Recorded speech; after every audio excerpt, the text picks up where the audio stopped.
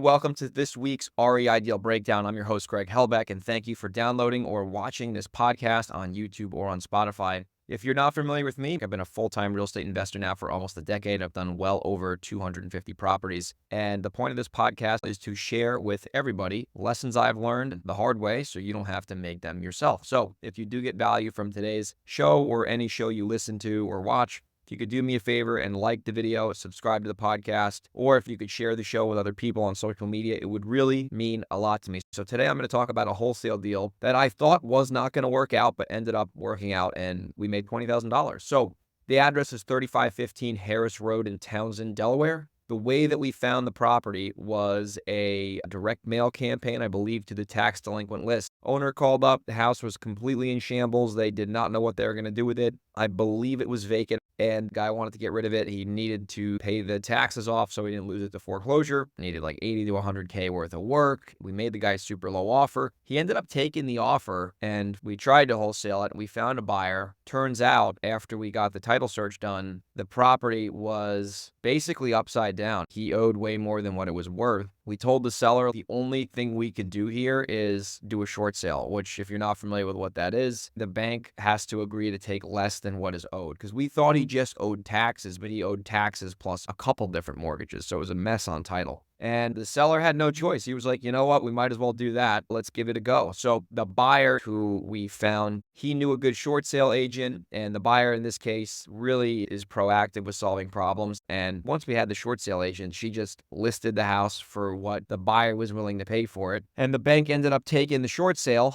And the key here with short sales is that you need to hire someone who really knows what they're doing and they work short sales consistently. The people who specialize in short sales understand the process and they understand the probability of getting that short sale approved, which is lesson number one. Long story short, the bank ended up approving it and the buyer closed on the property. And here's the cool part about this deal that is the biggest lesson. The buyer ended up personally sending me a check for $20,000 because when you're doing a short sale, you can't really assign the property. So the buyer went directly under contract with the seller on the short sale, but he knew originally it was through me, through an assignment. And I completely forgot about the deal. I thought the deal was dead. I didn't think the short sale was going to even work out. And he sent me a message saying, hey, I just closed the Harris property. What's your mailing address? I got to send you your check. And I'm like, oh, damn, what was that for again? He's like, $20,000. And I'm like, oh, yeah, it's awesome. Thanks for keeping us in the loop on that, because he could have very well not told me about it and bought the house. But the buyer's an honest person. They operate with integrity. They mailed me the check for the full assignment fee because clearly he values the relationship and he understands that we'll bring him more houses. So what are some other lessons besides getting a short sale expert involved in your properties that you can learn from this video? Number one, have good buyers who have integrity. I personally know this buyer. I've worked with him before. He's an honest, stand-up person. He's bought multiple houses from me. When you work with people like that, they'll take care of you. They'll value the relationship. So that's lesson number two. Lesson number three, you don't know until you try. So in this case, we saw that there was more owed on the property versus the value and the contract price. So we could have very well said, forget about it. We're going to throw this out. Not worth it.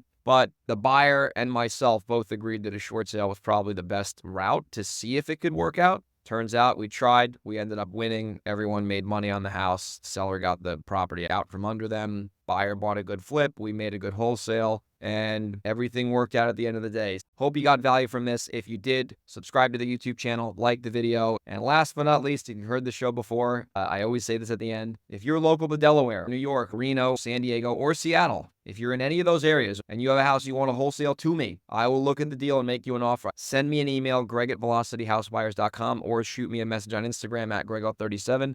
And I'll see you on the next REI Deal Breakdown. Take care.